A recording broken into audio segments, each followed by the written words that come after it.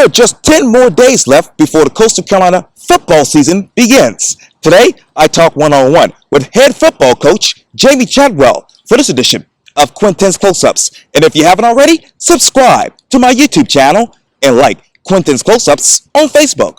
Coach Jamey Chadwell, welcome back to Quintin's Close-Ups. Hey, I'm excited about being back on here, Quintin. It's always a pleasure to speak with you. Oh, likewise. I know that it's just 10 days until Coastal Carolina's game day. Who is Coach Jamey Chadwell?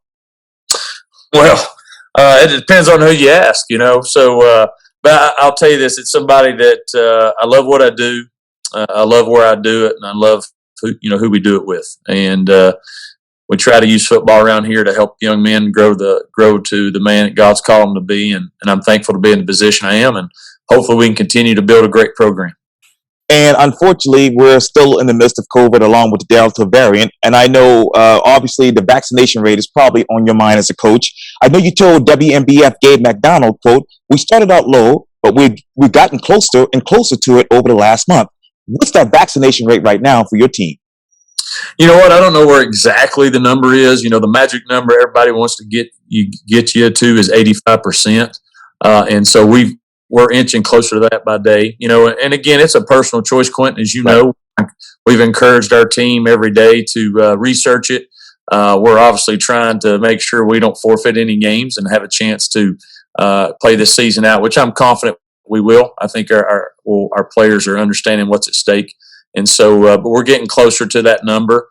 But I don't know exactly where that number is. All I know is that we encourage them every day to get it. And how is the testing rate going? It's going good. We've been testing the last I guess 4 months now that we've been back. We did have early on. We did have a couple positives, and we've been zero every time since then. So it's trending in a good direction.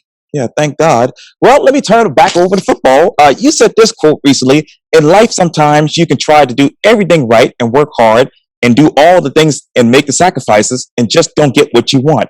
What sacrifices will you all make this particular football season? Well, I think it goes back to, now you thought coming to this year what the virus was gone, right? And all the things sacrifices. Now you got to do it again, and you got to do even more. You're back to wearing masks. So there's sacrifices again from that standpoint. But also too, we have a lot of players that have ultimate goals beyond this this season that want to get to the next level, etc. And you got to make sure you're sacrificing for the team good over any individual good, because the better the team does, the better you'll look, and you'll look for that next career move, whatever it may be. And so it's just sacrificing, putting away our selfless thoughts. That it's all about self, and trying to make sure that we're selfless. And I think that's the sacrifice that has to happen. And you also said this too. How you determine to use it going forward really determines if you're really a champion. How do you all become a champion despite trying everything right and still working hard? Well, I think a champion's a mindset more than anything. You don't have to put a ring on your finger to be a champion. Obviously, that shows you can do it on the field. But I think it's more your mindset, how you attack the day, how you attack the opportunities, and really where your response is to adversity. We all are going through some challenging times. You can just mark it off. There's something every day that's going to be a challenge, and you either can thrive through it or you can complain about it. And I think a champion finds a way to thrive through it. Doesn't complain about this or that. It's more of I get to do instead I have to do. And I think that's how you determine what a champion is the mindset they attack each opportunity with. And what mindset do you have when it comes to selfless thoughts? Well, I think it's just more. It's more about not thinking of yourself less, but it's just thinking of others more, right? And so when you're selfless, that means, this is what I want to do, but is this what's best for who I'm associated with, who I'm involved with? And you can look at it as a husband, you can look at it as a father, you can look at it whatever position you're in. Is, hey, there's certain things that we all want to do, maybe enjoy certain things, but hey, that's what's best for where I'm trying to get to, or where I'm trying to get my family to. And so to me, that's what that means. And that's how you have to make decisions. It's more than just yourself that you're making decisions for. And this is a silly question, Coach, but where do you want to get your team to? Well, obviously we want to play my main thing is we want to play our very best every week, and once we do that, then I feel really good about the team we have and what we can accomplish. We don't set tons of like just goals out there, like, hey, we got to win this many games, because it's about just the process that we have to go through every day. And so our focus more so, Quintin, is for us to be our very best every single day, play up to the potential we have. And if you want to maximize your potential, that means you have to do every little thing right. And so that's the goals that we have, is to maximize the potential of this football team. And what is that process right now? Well, you know what? We've gotten better. We still, obviously, thankfully, we're 10 days away. We couldn't play tomorrow, no doubt. We're not ready for that. But I do think that we've improved, and I think our mindset is one of such that we're hungry, that we still feel like we have a chip on our shoulder, something to prove, and that's where you want to be. And we obviously have to improve in a lot of areas, but I do think our mindset is such where our guys are hungry to go out and play their very best. What do you need to prove right now, Coach? Well, I think from a standpoint, I don't know if it's more about proving it. We just need to see our team continue to come together and willing to do the things necessary, the sacrifices that need to be made to go out and have a successful season. And success can be found a lot of different ways. But for us, are we going to play for each other? Are we going to continue to keep what we call striking, no matter the situation, no matter the circumstances that we're dealt? Our whole philosophy is built around that we love each other and we're going to play for the brother beside us, and that's what we want to see. And speaking of season, let me take you back to last season. You said this quote: "When they look back on their time here, meaning the players, they will be thankful for what they did." What were you thankful for last season? You know what? I think just the journey that we were on. It was an unbelievable journey through. We had obviously a lot of adversity, but there was a lot of fun with it. But just knowing you had a group of people that were selfless, that sacrificed for the greater good, and when they did, they all got to reap the benefits of that in a lot of different ways. And just to be part of that journey with them is something that I was thankful for. And you said this too, quote: "This is an opportunity for our team to learn from." What have you built on from that opportunity last year? Well, I think more so than ever, what it takes daily to perform at a high level. When you know what it looks like, you know what it's supposed to look like, then this is the expectations that you have to live up to every day. And so you build off of that. It's like, no, hey, that's not good enough, because we know what it takes to do X, Y, Z. And I think if you use that, then you can, and you look back on success. You don't want to just sit there and stare at it. You want to look back and say, how did we do it? And if you figure out the how, then you go forward with it. Absolutely. And you said this too, quote: "I'm a big believer that if you plant roots where you are, it will blossom." What roots have you actually planted over at Coastal? Well, I think it's investing in people. I think it's caring about them, and not only how they are on the football field, but off the field as young people, and how they hold themselves and accountable, the standard that they hold them to. And I think when you plant roots, that shows people that you love and you care where you're at. And you try to build something that's long lasting. I think anybody can come in and build a program to win for a year, or do something that's going to help you win for a year, then leave. But you want to always try to build something that will continue to grow and has the foundation to grow. And part of that is you got to water it every day. And so we try to do that every day, in how we treat our players here, and show them that we love them and care for them on and off the field.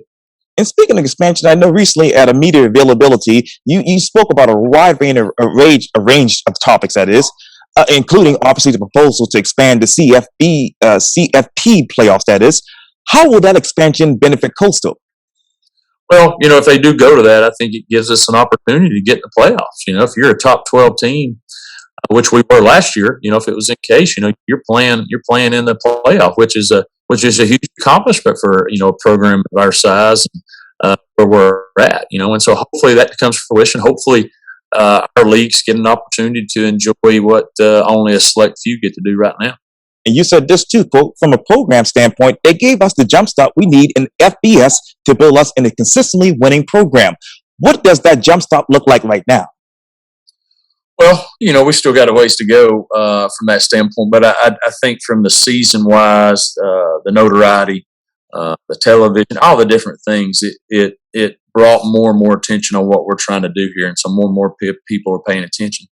And so that helps you broaden your brand and get your brand out to national, where people will understand about Coastal. And so that's put us in a good position to continue to build. Absolutely. And obviously, you all had a historic season last year, earning the number 14 national ranking in the final poll of the year by the Associated Press. How do you improve on that stock right now? Well, I mean, I don't think you go out and try to replicate it. Yeah, we want to win and be in the top. Don't get me wrong, but I think, each team is different, right? And each year is a different journey. And so the main thing is we don't look back and try to compare. We just go forward. And I think what you build off of is the foundation that was laid and what it took. You don't ever want to go back from that, but you want to continue to add on it. You want to continue making it strong. And so we're looking back on that, continuing to build our program in the right way. And I know, obviously, you all wrap up the year with an 11-1 record after falling, unfortunately, to rival Liberty in the FBC Mortgage Curve Bowl on December 26th. It was the first FBC Mortgage Curve Bowl to go overtime. Who is your rival this year? Well, I would think everybody in our league is a rival. We're opening with the Citadel, FCS, which was an FCS, here in the in-state, which was a nice stretch. So I think that's a rivalry game starting out. And then you got to look in your league. I mean, we're still continuing to build our program here, but I think every game, especially in our East Division, I think there's a rival with. So we got a bunch of them, which is exciting. Yes, indeed. And I know this is a complicated question, Coach, but who is that athlete that is one to watch this year?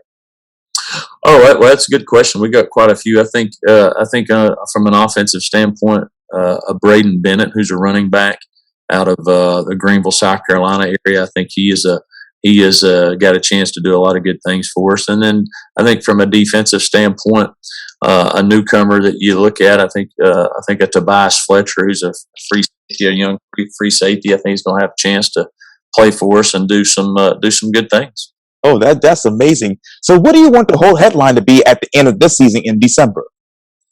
Well, I hope it says that Coastal Carolina exceeded expectations. That means that we did what we're supposed to do, which our expectations in this building are always higher than what's outside. And so hopefully that's what it happens, and they're here to stay. Now, how should we hold you accountable at the end of the season? Well, hopefully from a standpoint, did they come every week? Did they come and play to their best ability? Are they playing hard? Are they playing the right way? And are they continuing to improve? Because I think at the end of the day, it's a job as a coach, no matter what the situation is. Are they living up to those values of the program every single day?